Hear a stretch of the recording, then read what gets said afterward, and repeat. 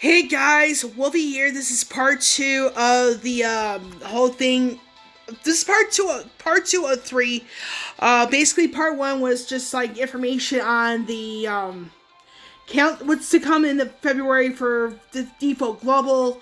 Part 3 will be like the 3-year review. The part 3 will be filmed a later date because I just want to get all of my thoughts together on this. So, like I said, part 3 will include the whole aspect of Balthier's LD being first on Global for the anniversary. So, I do need some time to really not think about that so much, but other aspects of the game more so. But this is part 2. This is the aftermath of the stream. Like I said, I took part in this.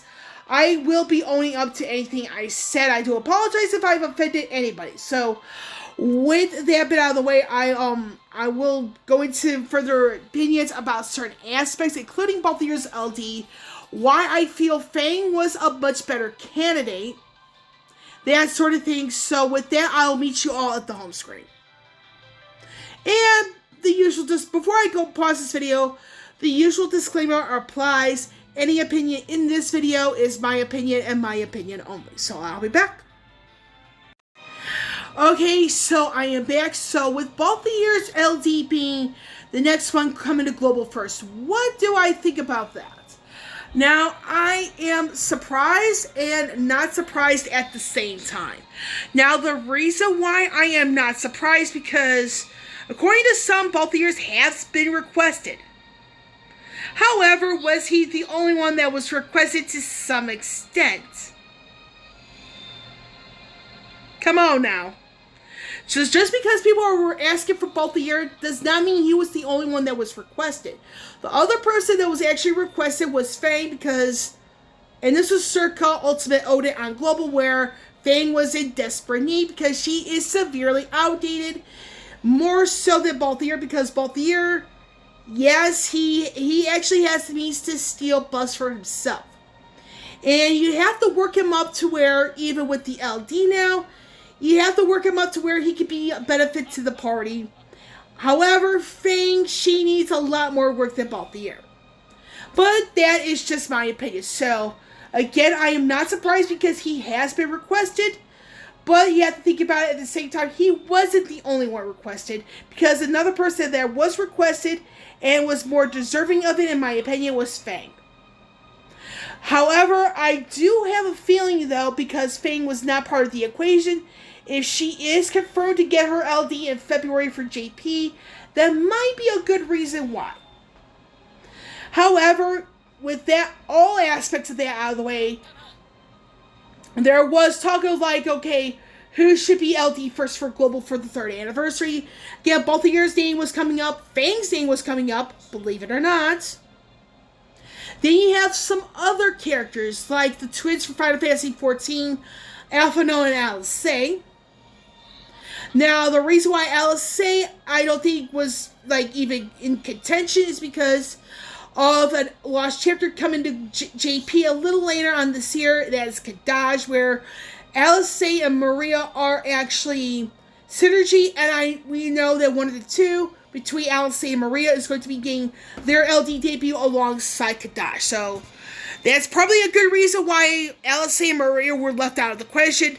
Now, the whole thing with Rem Final Fantasy Type 0, that's understandable why she's out of the equation because of Arenea's lost chapter that should be either February or March, where it's either going to be her or Prompto. Now, the whole thing with that Rem brought up in Twitter not so long ago, and this was before the 3rd anniversary for Global, the 4th for JP, was that JP is kind of running out of lost chapters because they're still doing it to a month. Let me pause this video for a second. Now, the whole thing with what Rem mentioned on Twitter not too long ago, that JP is starting to run out of lost chapters, this could mean something. It could be good, it could be bad, in the sense of Global still closing in, because throughout the month of January, there were no new characters for JP. Now, for Global, we only got Sandy for the January new character. Now, we still have a new character for the month of February. But it still means that we're less than 20 characters less on Global than on JP. Still signifying that Global is still closing in. Now, granted, there is some content where JP is still ahead on Global with. But it comes down to how much longer will that remain? Until Global completely catches up and it puts Global in a more pay-to-play state than JP. Now, what does this all have in common with Balthier's LD? Again, people are going to whine, for whatever reason. Now, I've kind of noticed this on Facebook and to some extent on the streams, is that people are still blindly defending the decisions. This is where I feel it needs to stop. Because people are going to voice about whatever. If it's something they don't like.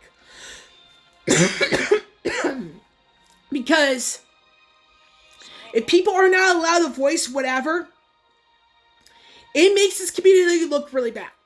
Now, I'm going to have to pause this video because I do need a drink of water, so I'll be back.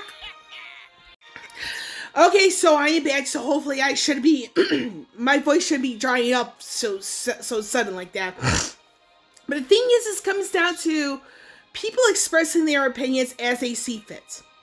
If they don't agree with something, let them say it. If they were like, yay, my dude got getting this, my girl getting that, let them say it. It works both ways, because if you're saying, oh, just accept this, quit crying and accept it, that's going to turn people away from the game. If you're telling people to quit, you're going to turn people away from the game. Because, and I might sound crazy, and this is still going on though, is that people will take screenshots of whatever is being said by whoever. And they will put you on blast on social media. Whether it be Twitter, whether it be Instagram, whether it be Reddit, whether it be Facebook. Any platform where you can post a photo. And if they reveal your username or whatever, it's not going to end well. So the thing here is that it's a very bad idea to try to silence somebody. It's also a very bad idea to say you should quit the game then. Now, because again, somebody's going to take a screenshot of that, and depending on how they feel, they may put your username on blast on social media. Saying, this person said this about whoever, saying, you should quit the game, blah, blah, blah, blah, blah. It makes people look bad. It makes the community look bad. Now, the only thing that kind of saved parts of the stream was Josh finally speaking up about the backseat gaming. Because we should be allowed to play DFFOO the way we want, at our own pace. Now, if I get ridiculed because I haven't tried that trophy yet, I actually have a damn good reason why. And I should not be ridiculed for it. Because I'll continue to play the game at my own pace, because I know I have some stuff going on outside the game that's more important. I should not be ridiculed for that. At the same time, I should not be ridiculing somebody who can complete everything. At the same time, I should not be ridiculing somebody who is free to play, and this is because I am pay to play. But it works both ways, because we should be able to do whatever we want with the game, as long as it's within the terms of service. But if we're ridiculing whoever for whatever reason, you're making the community look bad. Regardless if you're a white knight regardless if you're a white knight defending this game very blindly. Regardless if you're very critical of the game. We should be allowed to have our piece said and heard in the community. Because the more people will do whatever to silence whoever, you're making the community look really bad. And this is considering a company who lost anywhere between $48 to $63 million last year for another Square Enix title. Last year. And that's not a laughing matter. Because, if anything, Square Enix, honestly, they do have to have something to say regarding certain aspects of how we treat each other. And the longer we treat each other the way we do right now on the stream, and in some areas on Facebook, Twitter's not completely innocent, folks. On Reddit, the more that goes on, the more this game becomes a laughingstock. Now, we don't have a big community as it is, and you can't say it's growing when it's actually declining. So, honestly, the whole thing with Balthier's LD being first in relation to all of this, it's another reason why. You can't be giving certain entries so much hate because 13 gets a lot more hate than some of the other entries in the game thus far. It's given more justification for that. And for the developers, the higher ups, again, they're not 100% innocent on this either, so you guys should not be so selective with who you listen to. Because you're saying you're listening, but if you're only listening to select people, you're not going to get far with the game in sense of the player base. Because if you look at Final Fantasy Brave Exvius, how do you think they lasted this long? That's all I really have to say here in part 2. So, with Balthier's LD, this does show why this community is getting more and more toxic and in more and more areas. Now, with some of the other aspects, I do feel that the global side of the game is getting more pay-to-play friendly than free-to-play. Because, granted, there's a lot of stuff that we get for free, but in reality, even someone who knows how to manage their resources wisely can have a bad day. And this is where the generosity doesn't always translate to the results. So, part 3, like I said, it's going to be filmed on a future day, because that way I want to get all my thoughts together. And when I get my thoughts together, it should be a few days from now, so hopefully part 3, like I said, I will go into the Balthier LD here into a lesser extended part 3, so that's that on that.